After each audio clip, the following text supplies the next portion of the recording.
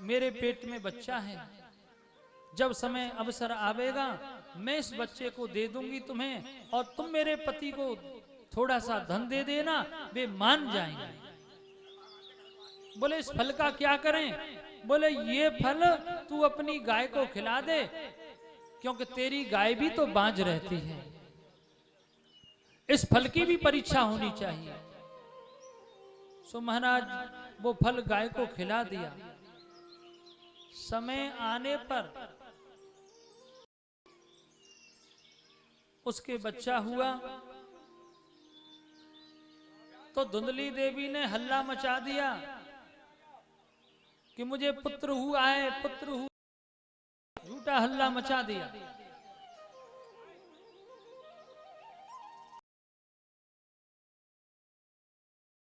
उसके पति को धन दे दिया, वो बच्चा दे करके चला गया।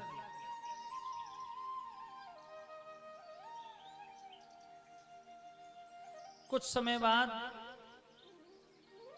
जो गाय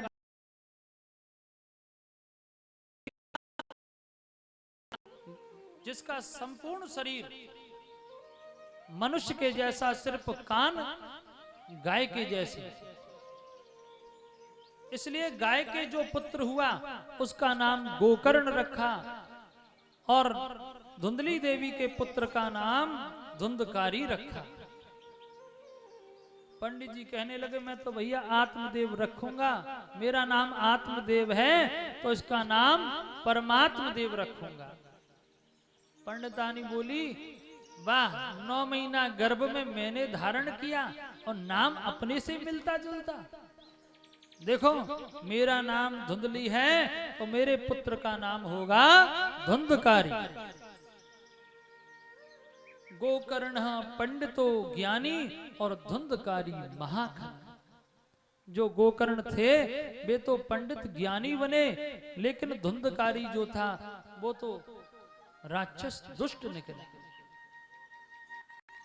बड़ा होने पर जैसे जैसे बड़ा होता जा रहा है वैसे ही इसके अत्याचार बढ़ते जा रहे हैं।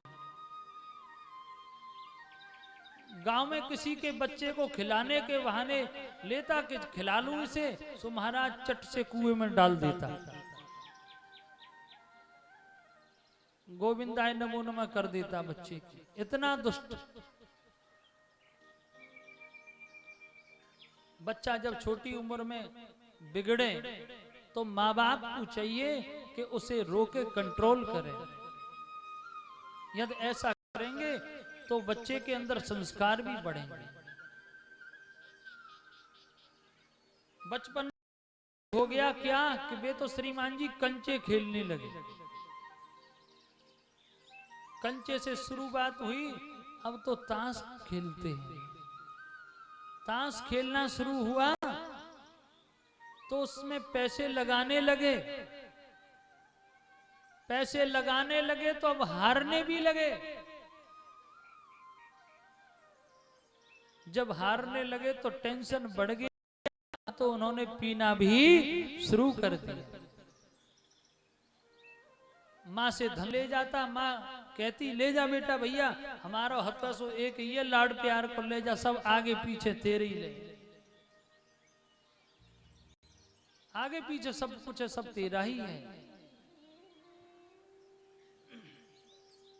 लेकिन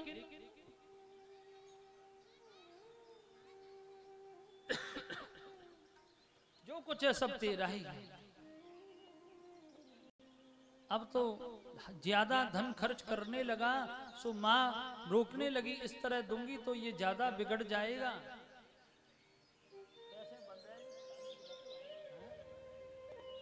कैसे? हाँ ठीक है। बोलो श्री बांके बिहारी लाल की जय। माँ को फटकार करके कहने लगा मुझे धन दो, नहीं दोगी तो अभी तुम्हारी खबर लेता। इतना दुष्ट। माँ को ताड़ना देने लगा। माँ कहने लगी जाते तो मैं बांझ है रहती सो बढ़िया, ऐसा दुष्ट पैदा क्यों होने दिया। रात्रि को शराब पी करके आता है और 12-12, 1-1 बज जाते हैं। पिता आत्मदेव बड़े दुखी होते हैं। अरे दुष्ट, तूने मेरे मंदिर जैसे घर को नरक का अड्डा बना दिया। जगह शराब की बोतलें पड़ी हैं, मांस, इससे तो बढ़िया था तू पैदा ही न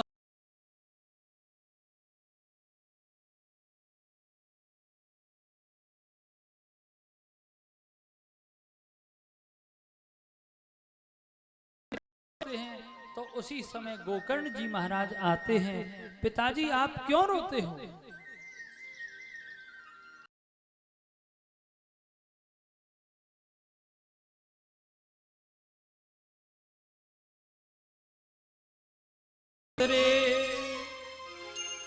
अब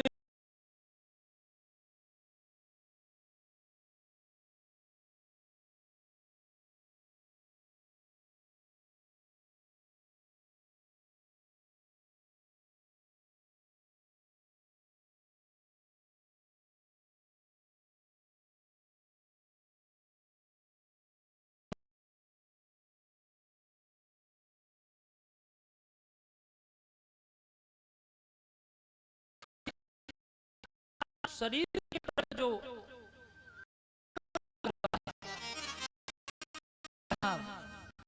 इसे छोड़ दो। शरीर तो नाशवान है, आज नहीं तो कल ये तो नाश को प्राप्त होगा। देखिए पिताजी, शरीर नष्ट होने के बाद शरीर की 3 गतियां होती हैं। जला दोगे तो राख हो जाएगा, फेंक दोगे तो गीदड़ खा जाएंगे, और गाड़ देंगे तो कीड़ा बन जाएगा। चौथी कोई गति नहीं है।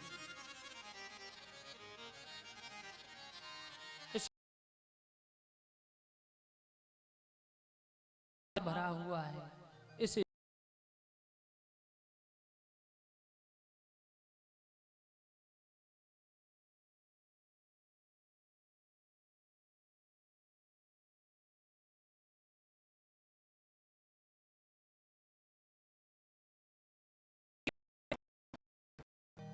यदि में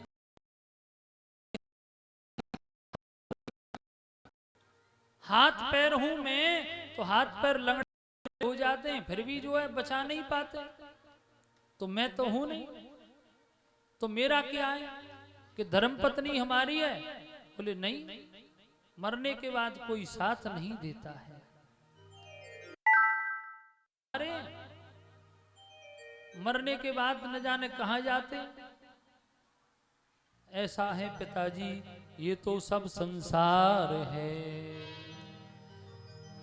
कि जानिए जीव जब ही जागा, विषय विलास हो ही विरागा। जीवन की डोर तुमसे बांधी है सांवरे, जीवन की डोर तुमसे बांधी है सांवरे।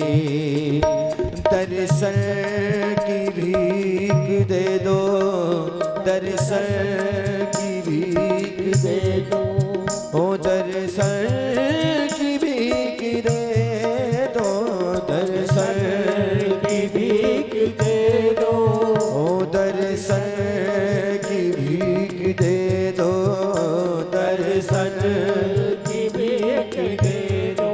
ओ जिन्हें नाए बाबरे, जीवन की डोर तुमसे बांधी है सांवरे, जीवन की डोर तुमसे बांधी है सांवरे।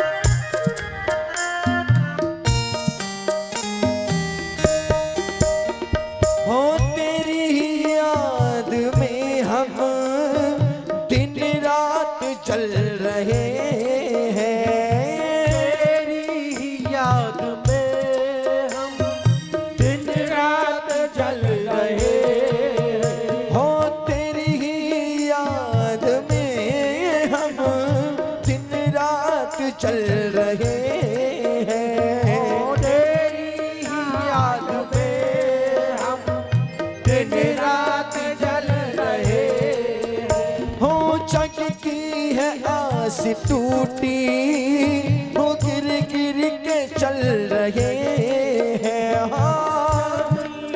आस टूटी गिर गिर के चल रहे हैं। अब तो मुझे बना ले तेरा दास सावरे, जीवन की डोर तुमसे बांधी है सावरे।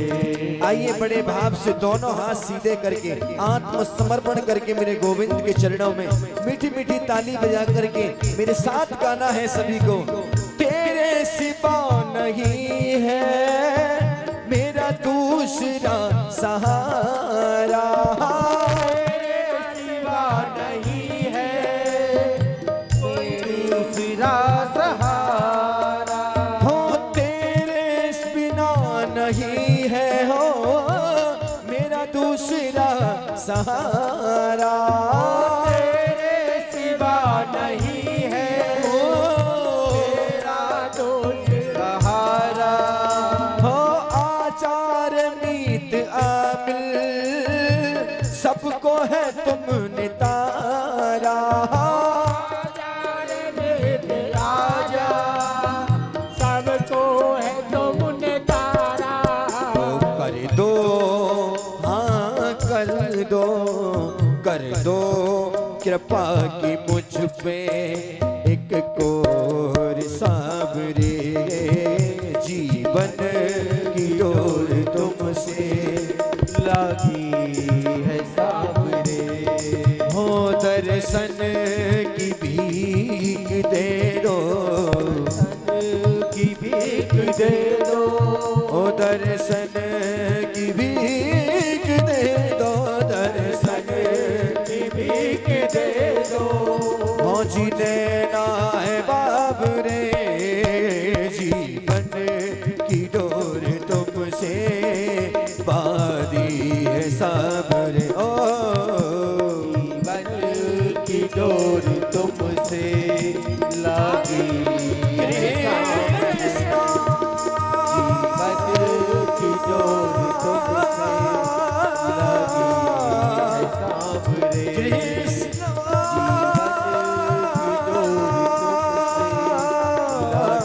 कृष्णा हरे कृष्णा कृष्णा कृष्णा। बोलिए गोविंद भगवान की जय। जय जय श्री राधे। गोकर्ण जी महाराज कहने लगे पिताजी आप मोह छोड़ दो, यदि मोह छोड़ दोगे तो समस्त व्याधियों का नाश हो जाएगा।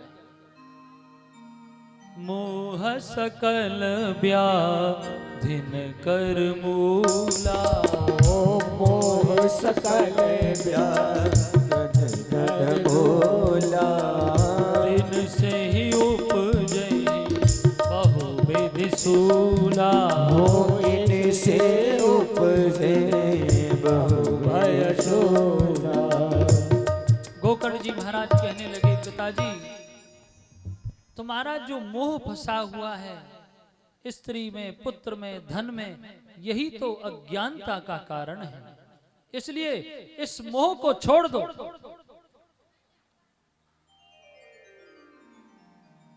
जब मोह खत्म हो जाएगा तो भगवान की प्राप्ति हो जाएगी। तुम जंगल में जाने की बात कहते हो कि मैं जंगल में चला जाऊं, जंगल में जाकर के मैं भजन करूं।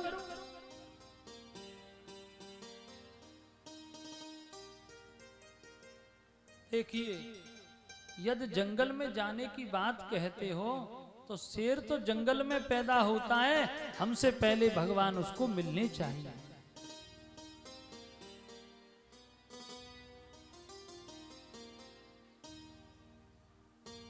बड़े बड़े महात्मा जंगल में जाते हैं तो उनका भी मन भागता है, छटपटाता है।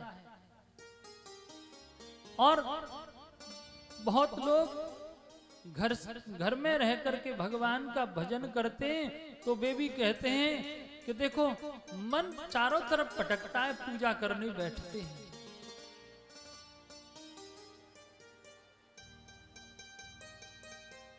कि मन के मारे बन गए बन तज बस्ती मां, कह कबीर मन लालची यह कहूं ठहरत ना। मन के मारने से बन जाते हैं, चाहे जंगल में चले जाओ चाहे घर में रहो, लेकिन मन को मारे कैसे? अपनी इंद्रियों को बस में करना सीखो। यही सच्ची एकादशी है। जो लोग कहते हैं ना एकादशी 5 ज्ञानेंद्रियां, 5 कर्मेंद्रियां और 1 मन, इन सबको काबू में रखना ही सच्ची एकादशी व्रत है।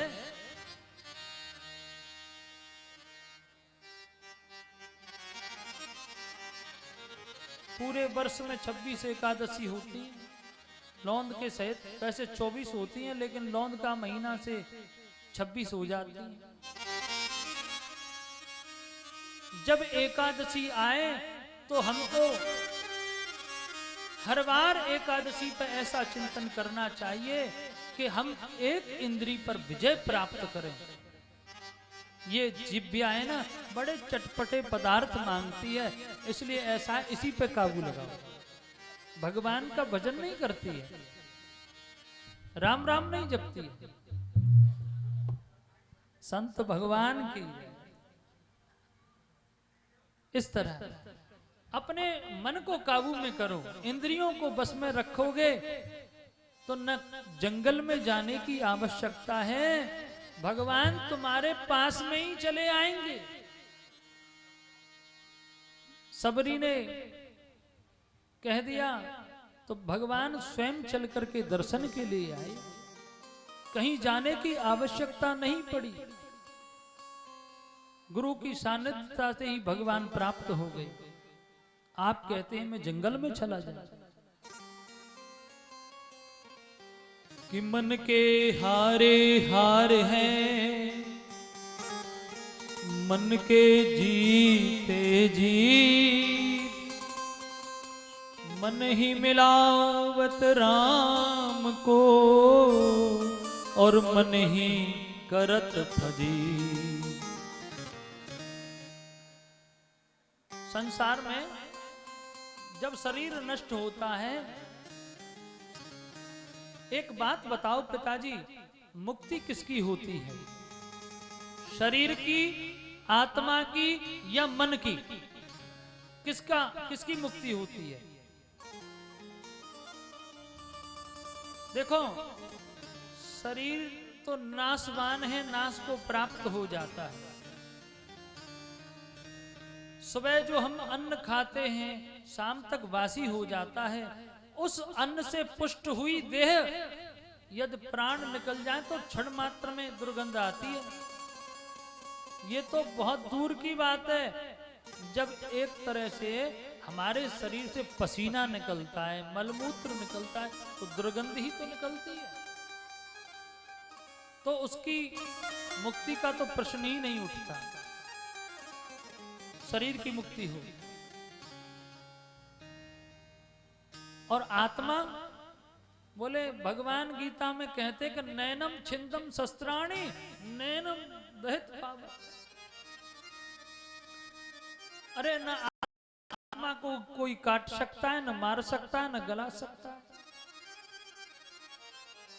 न कोई जला सकता है। इसलिए आत्मा की मुक्ति का भी प्रश्न नहीं होता। तो फिर मुक्ति किसकी?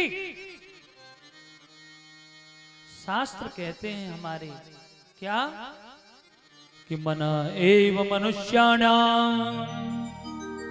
कारणं बन्धमोक्षयोः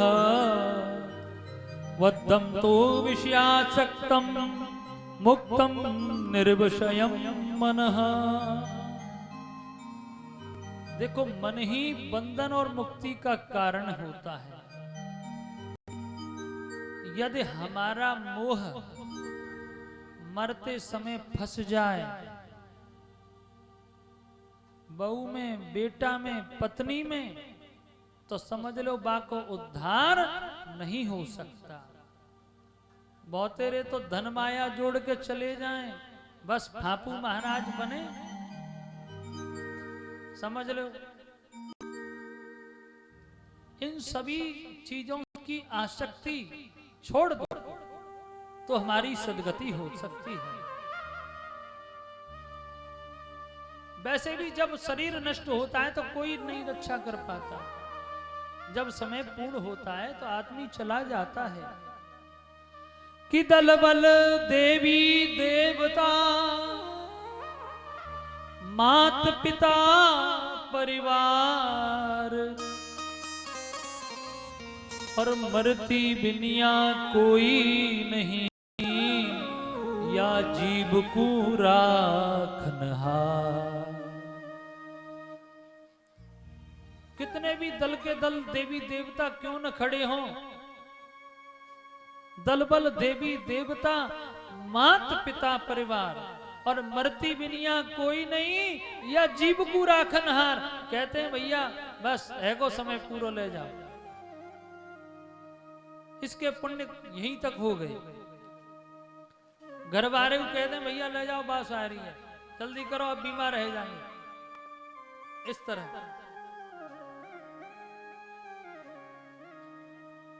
आत्मदेव जी की समझ में आ गई सारी बात, और बोले बेटा मैं तेरे इस उपदेश का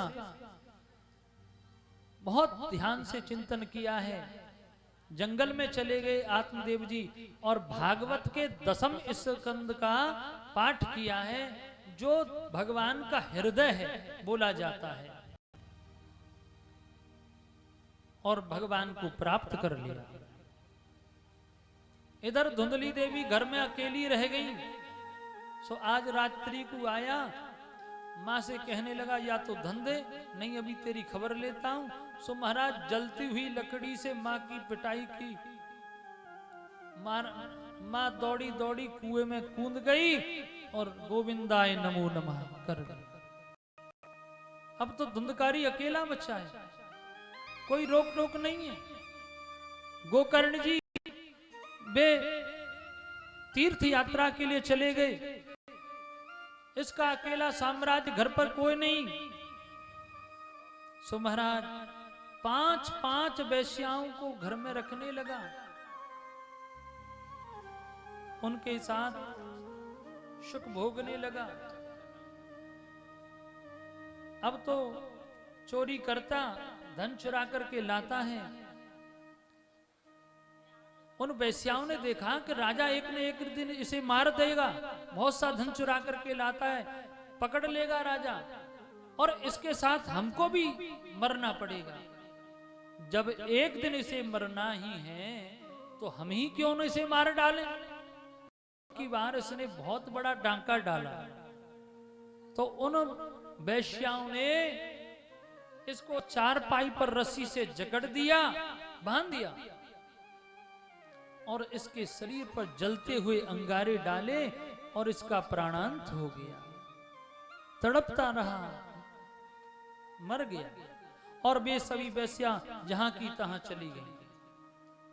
गोकर्ण जी महाराज को तीर्थ यात्रा में समाचार मिला कि तुम्हारा भाई धुंधकारी मारा गया, तो उन्होंने गयाजी में जाकर के इसके लिए पिंड दान कर दिया।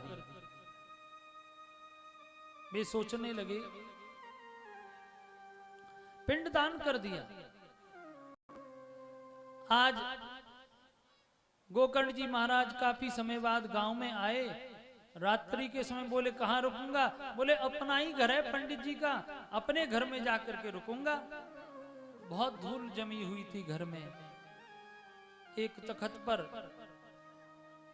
झाड़ू लगा करके अपना दुपट्टे से लेट गए और भगवान का भजन करने लगे। अचानक क्या देखते हैं कि घर में किसी कोने में बहुत तेज आग जल जाए। अरे न जाने कहां से ऊंट गधा घर में घुसे चले आए। वे समझ गए कि ये कोई दुर्गति को प्राप्त हुआ जीव है। माला छोड़ी, कमंडल से जल लिया, अभिमंत्रित करके उसके ऊपर छिड़क दिया और कहने लगा कि विहं भ्राता तुदीयोस्मि धुंधकारी नामतः सुखीयेनेव दोषेण ब्रह्मणत्वं नाशितं मया। धुंधकारी कहने लगा, भैया गोकर्ण, आपने मेरे ऊपर बड़ी कृपा की। बोले गोकर्ण, अरे तू प्रेत बनकर के इस यहां पर पड़ा हुआ है, तेरे लिए तो मैंने बहुत से पिंडदान करे, तेरा उद्धार नहीं हो पाया। देखो मैं तो प्रथम श्रेणी का पापी हूं, इसलिए मेरा उद्धार नहीं हो सकता।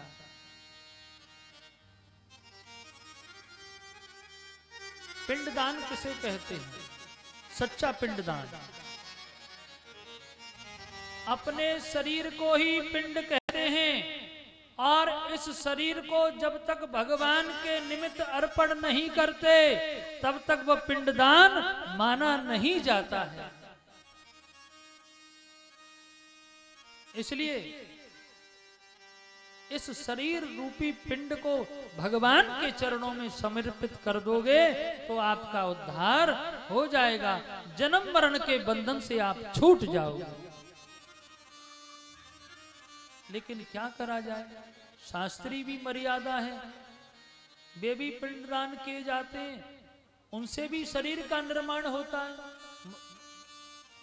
केवल एक सनातन धर्म ही ऐसा है जो मरने के बाद पिंडदान देने से दोबारा शरीर का निर्माण करता है, और किसी धर्म में दूसरे शरीर के निर्माण की कोई विद्या नहीं है, केवल हमारे सनातन धर्म में है।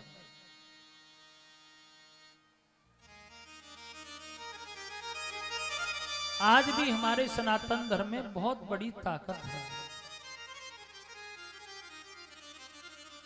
आज कहने लगे मैं तो प्रथम श्रेणी का पापी हूं। कहते हैं कि जो कोई गयाजी में शमी पत्र के बराबर पिंडदान करता है तो उनके पितरों की सदगति हो जाती है। गयासुर नाम का राक्षस था, उसने ब्रह्मा जी से की तपस्या की, बलवान हो गया। कहने लगा, ब्रह्मा जी प्रकट हुए, बोले क्या चाहिए, वर मांग लो। मुस्कुरा करके बोला कि आप ही मोते वर मांग लो। इतना अहंकार हो गया। ब्रह्मा जी बड़े क्रोधित हुए, बोले अरे दुष्ट, अपना शरीर मुझे 100 यज्ञ करने के लिए दे दे। बोले देता हूं। सो महाराज ब्रह्मा जी ने उसके शरीर पर मारण मोहन क्रिया शुरू कर दी, मारने के मंत्र शुरू कर दी। 99 यज्ञ पूरे हो गए, 100वां चल रहा था, प्राण उड़ने वाले थे, बड़ा तड़पा। सो उठने वाला था तो भगवान ऊपर से कूद पड़े जाकी छाती पर, बोले गोविंद भगवान की जय। इसका उद्धार कर दिया। लेकिन इसने भगवान से वर मांगा, जो कोई यहाँ पर गयाजी में पिंडदान करेगा उसके पितरों की सदगति हो जाए। भगवान के चरण गयाजी में हैं, जो भगवान के चरणों का साक्षी करके पिंडदान करते हैं उनके पितरों का उद्धार होता है। हमारे यहाँ संकल्प में बहुत ताकत होती है। संकल्प करके यदि कोई कार्य किया जाता है तो समझ लो वो कार्य पूर्ण होना ही चाहिए। संकल्प में इतनी बड़ी शक्ति होती है।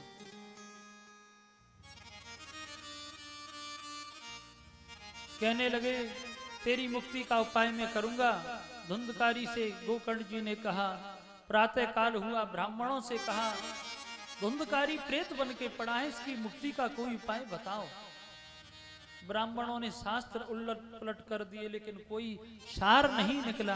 कहने लगे इस विषय में भगवान सूर्य जो आज्ञा करें वही सिरोधार्य करो, जिससे इसकी सद्गति प्राप्त हो। तो गोकर्ण जी महाराज में इतना तपस्या, इतना तपोबल कि अपने तपोबल से भगवान सूर्य के रथ को रोक दिया। बोले क्या है कि मेरे भाई की मुक्ति का उपाय बताओ। भगवान सूर्य कहने लगे कि श्रीमद् भागवतान मुक्ति सप्ताह वाचनम कुरु इति सूर्य वचा सर्वे धर्म रूपम तु विश्रुतम। धुंधकारी के लिए आप भागवत जी की कथा कराओ, ज्ञान यज्ञ कराओ, जिससे इसका उद्धार हो सकता है। तो गोकर्ण जी महाराज ने भी भगवान की कथा कही है। संत महाराज इधर आए, इधर यहाँ बगल में। गोकर्ण जी महाराज ने भगवान की कथा कही है। ये धुंधकारी प्रेत बनकर के वायु रूप होकर के घूम रहा है चारों तरफ, लेकिन उसे पांडाल में कहीं जगह नहीं मिली। तो क्या देखता है, सप्त ग्रंथि का बांस, हरा बांस घड़ा हुआ था, उसकी नीचे से जड़ पोली थी, उसमें जाकर के बैठ गया। क्योंकि मरने के बाद एक अंगुष्ठ मात्र का, और वहां बैठ करके भगवान की कथा श्रवण करने लगा। पहले दिन कथा सुनी, सो महाराज चटाक से किया बांस और प्रथम ग्रंथि फट गई। दूसरे दिन दूसरी, तीसरे दिन तीसरी, सातों ग्रंथियों को फाड़ करके धुंधकारी हरि रूप होकर के, भगवान का रूप होकर के प्रकट हो गया। हाथ जोड़ करके कहने लगा, भाई जी आपने मेरे ऊपर बहुत कृपा की। देव रूप हो गया। कहने का भाव क्या, भगवान की कथा मनुष्य को, राक्षस को भी देवत्व प्रदान कर सकती है, देव बना सकती है। उसी समय भगवान के यहां से विमान आता है, तो उसमें धुंधकारी को बिठा लेते। गोकर्ण जी कहने लगे, भाई ये पक्षपात कैसे, यहां तो कथा सबने एक समान सुनी है, ये हमारे साथ पक्षपात कैसे हो रहा है। भगवान के दूत कहने लगे, हे गोकर्ण जी महाराज, जिस तरह धुंधकारी ने रह करके, निराहार रह करके और अपने मन को काबू में करके कथा सुनी है, वैसी कथा किसी ने नहीं सुनी है। ये बांस क्या है, बांस, बांस कहते हैं वासना को, वासना का स्वरूप है। और 7 गांठ क्या है, ये काम की गांठ है, क्रोध की गांठ है, लोभ है, मोह है, मद मत्सर और अविद्या। ये जो अज्ञान की जो गांठें हैं, यही तो सप्त ग्रंथि के बांस का तात्पर्य है। और इन वासनाओं को चीर करके मनुष्य को देवत्व प्रदान हुआ करता है। देखिए, जिस तरह धुंधकारी ने कथा सुनी है, वैसी कथा यहां पर किसी ने नहीं सुनी। श्रोता 3 प्रकार के हैं। पहले होते हैं श्रोता, भगवान की कथा प्रारंभ होने से पहले पांडाल में आ जाएंगे और कथा संपन्न होते ही चले जाएंगे। दूसरे होते हैं सरौता, सुपारी काटवे वाले, समझ लो।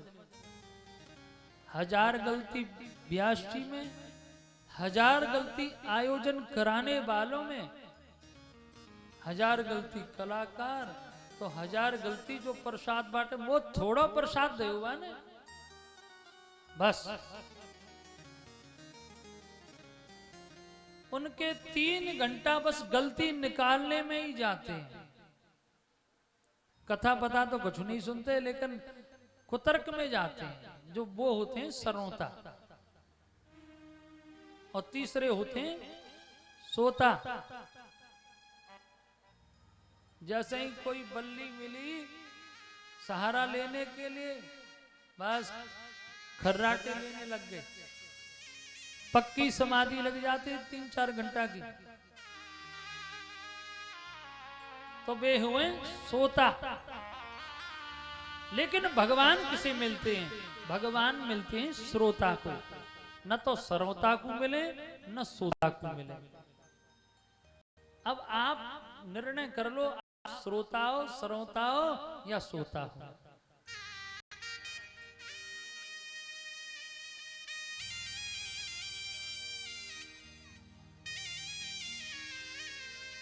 बाल कृष्ण भगवान की जय। नारद जी कहते हैं, भगवान कथा श्रवण के नियम क्या क्या है, कैसे सुनी जानी चाहिए कथा, उसके नियम क्या है। कहने लगे, देखो सबसे पहले जब भी भागवत कराई जाए, किसी विद्वान के पास में जाकर के शुभ मुहूर्त निकलवाना चाहिए। शुभ मुहूर्त में कथा करानी चाहिए। दूसरी बात, भागवत की कथा पूस के महीने में नहीं होती है और सभी महीना में कथा होती है। बहुत तेरे लोग बोल देते हैं खर मास है, इस तरीका से। भगवान की जो कथा हो,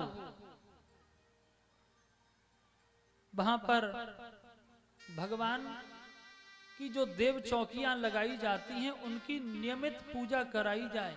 सर्वतोभद्र वगैरह जो भी चौकी लगी हैं, उन सब की नियमित पूजा होनी चाहिए। और पूजा में सभी देवों को विशेष सम्मान देना चाहिए। जिस तरह मुझे सम्मान मिलना चाहिए, ऐसे ही देवों को भी सम्मान होना चाहिए। जो कथा वाचक हैं उनका भी सम्मान होना चाहिए। कथा जितने दिन तक चले क्रोध नहीं करना चाहिए, दयावान होना चाहिए। कथा में तुलसी की स्थापना करनी चाहिए। वक्ता की बगल में 5 विद्वान ब्राह्मण भागवत जी का पाठ करें। कथा में किसी प्रकार कोई विघ्न उपस्थित न हो, कैसा भी कोई विघटन न हो, देवताओं का, पितरों का, कैसा भी, उसके लिए हमें भगवान का भजन करना चाहिए। क्योंकि भजन भगवान का आड़े आ जाता है। कहते हैं कि लोग, अरे लाला चंदिया आड़े आ गई, जासू सुरक्षित है। सब कुछ ध्यान में रखते हुए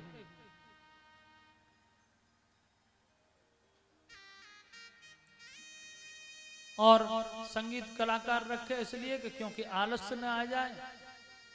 कथा में बोरियता दिखाई देती है बहुत सारे लोगों को, तो भगवान का कीर्तन कर लेना चाहिए। इस तरह व्यासपीठ पर व्यास का प्रवक्ता विद्वान ब्राह्मण ही होना चाहिए।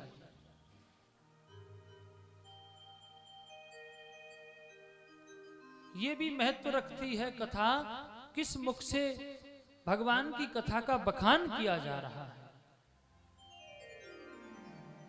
न्यो तो हैंडपंप को पानी है, कुआं को पानी है, बम्बऊ को पानी है, पोखर को पानी है, लेकिन गंगा गंगा ही रहती है। उद्धार करने वाली गंगा ही रहती है। इसलिए भागवत का जो प्रवक्ता हो श्रेष्ठ ब्राह्मण ही होना चाहिए। व्यास गद्दी पर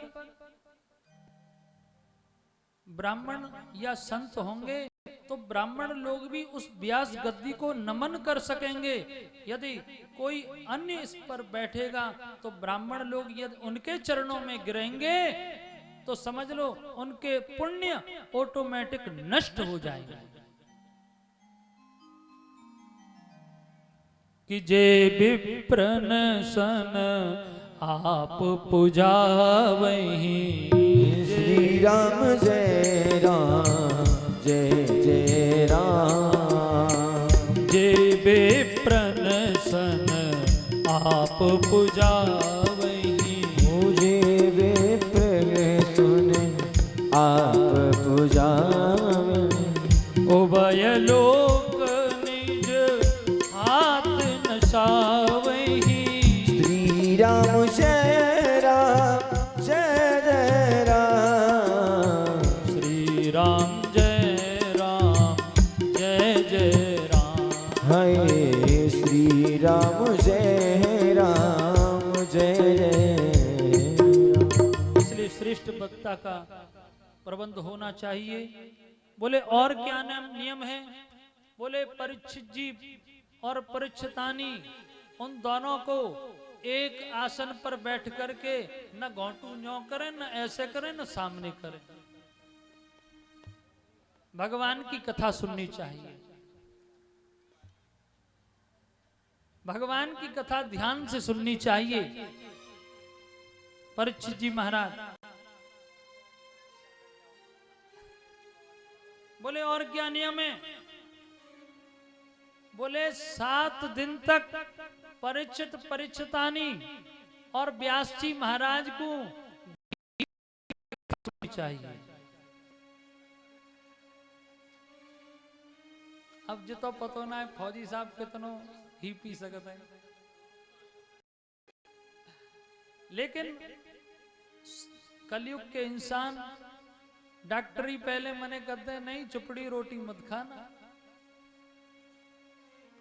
बोले और क्या नियम है? तो ऐसा है फलाहार से भगवान की कथा श्रवण कर सकते हैं। सामर्थ हो तो 7 दिन तक फल खा करके भगवान की कथा सुन सकते हैं। बोले फिर भी नहीं चलता महाराज, तो ऐसा है एक बार फलाहार करें, एक बार भोजन करें। बोले महाराज वो तो भूख ज्यादा ही सतावे, तो कहा करें? बोले भोजनम तू वरम मन्ये कथा श्रवण कारकम नोपवासो वर प्रोक्त। कथा विघ्न करो यदि कथा में किसी प्रकार सुनने में विक्षेप होता है, भूख ज्यादा सतावे, तो भैया अमित चौहान साहब 5 बार भोजन करें लेकिन कथा ध्यान से सुने।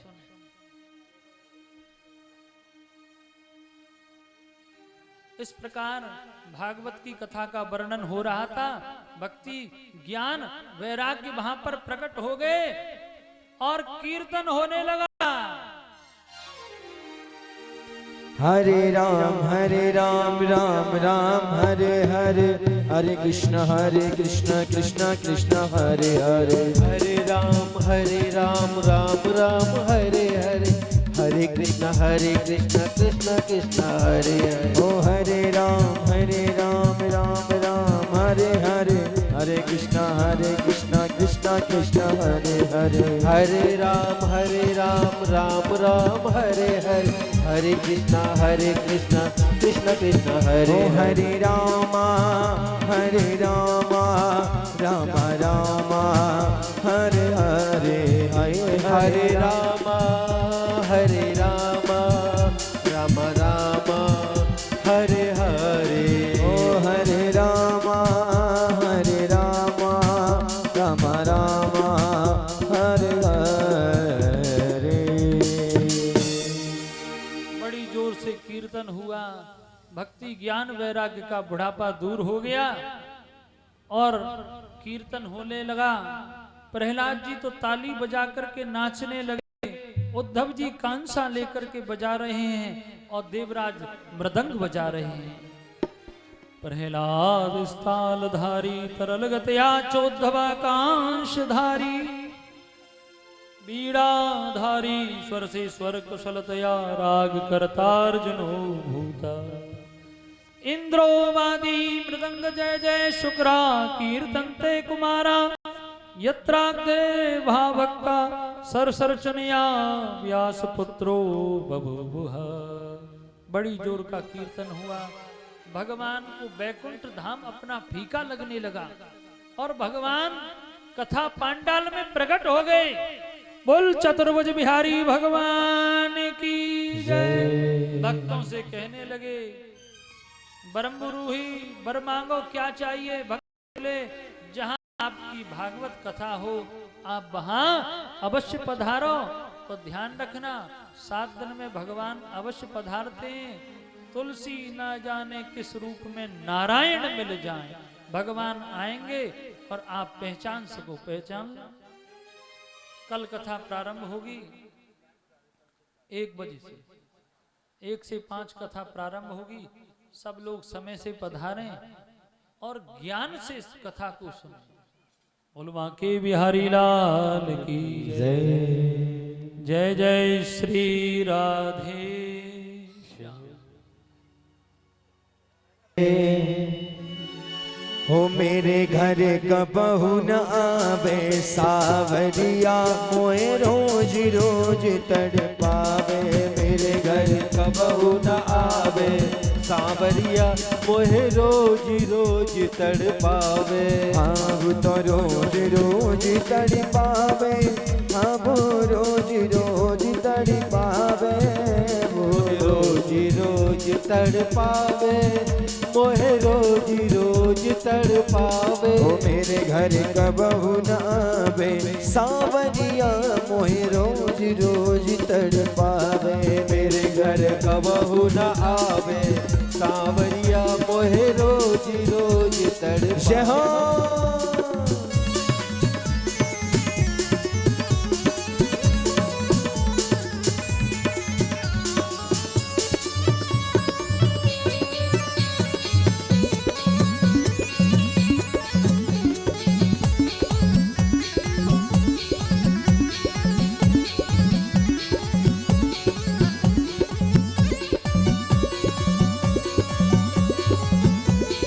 हरि बोल।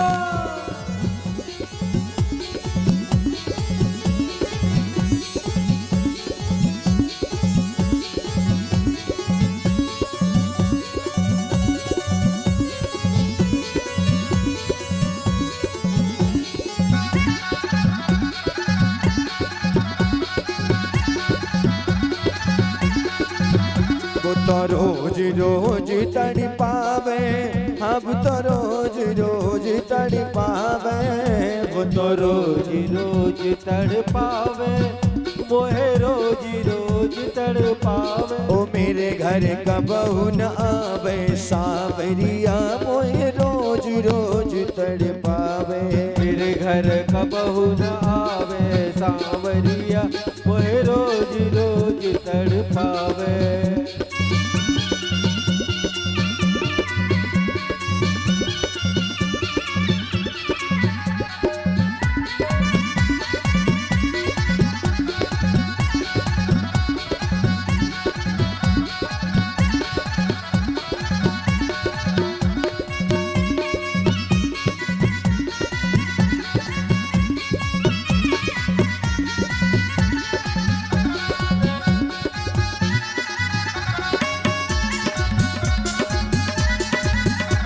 हरे बन बन गाय चरावत डोले।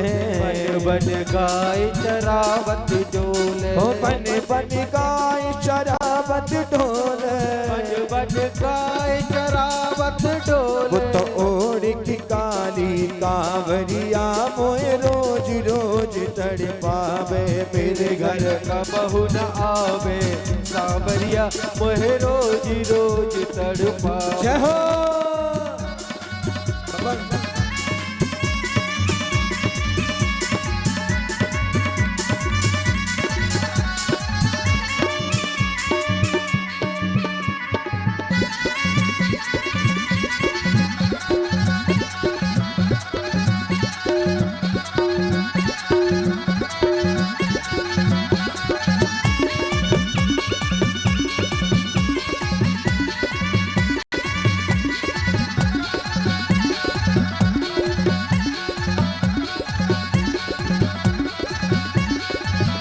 मेरे घर का बहू न आवे सावरिया मोहे रोज रोज तड़पावे मेरे घर का बहू ना आवे सावरिया मोहे रोज रोज तड़पावे।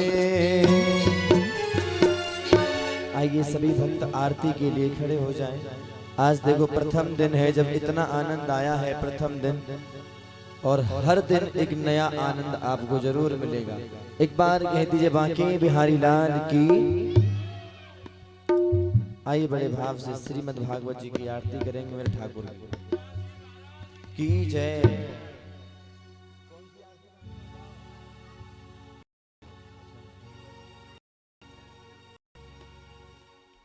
आइए बड़े भाव से मेरे ठाकुर की आरती करेंगे।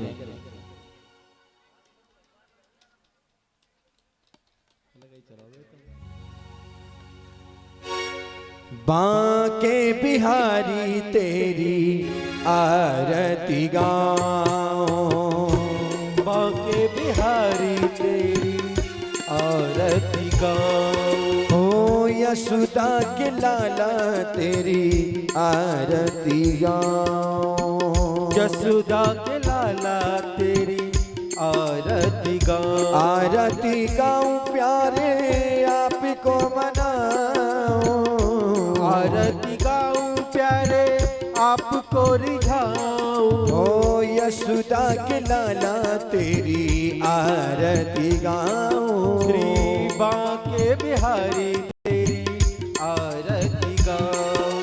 ओ मोर मुकुट तेरे शीश पे सोहे, मोर मुकुट तेरे शीश पे सोहे।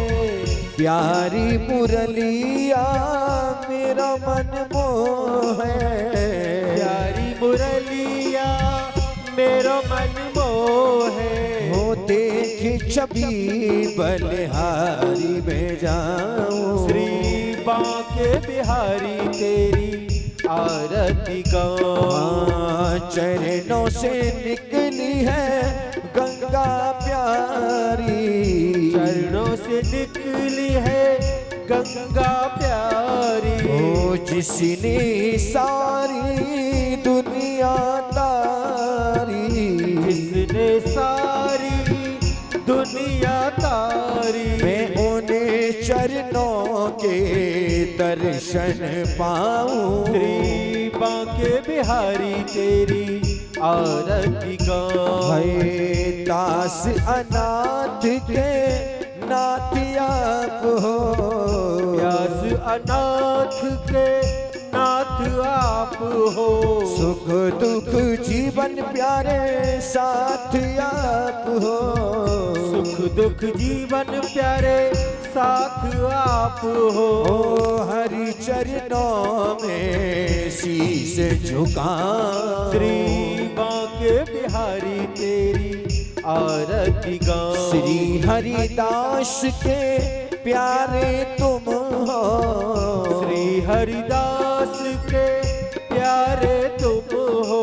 आज मेरे मोहन जीवन धन हो, तेरे मोहन जीवन धन हो। ओ देख युगल छवि बले बले जाऊं, श्री बांके बिहारी तेरी आरती गाऊं। ओ संग सो है प्रशु भान दुलारी, संग सोहे प्रस भान दुलारी। हाँ ललिता विशाखा सब सखियां सारी, ललिता विशाखा सब सखियां सारी। हाँ पास सदा वृंदावन पाऊं, श्री बांके बिहारी तेरी आरती गाऊं। कर्पूर गौरम करुणावतारम संसार सारम भुजगेन्द्रहारम। सदा वसन्तम हृदयारविन्दे भवं भवानी सहितं नमामि। ओ त्वमेव माता च पिता त्वमेव, त्वमेव बन्धु च सखा त्वमेव, त्वमेव विद्या द्रविणं त्वमेव, त्वमेव सर्वं मम देव देव। ओ हरे रामा राम रामा हरे हरे, हरे रामा राम रामा हरे हरे। ओ हरे कृष्णा कृष्णा कृष्णा कृष्णा हरे हरे।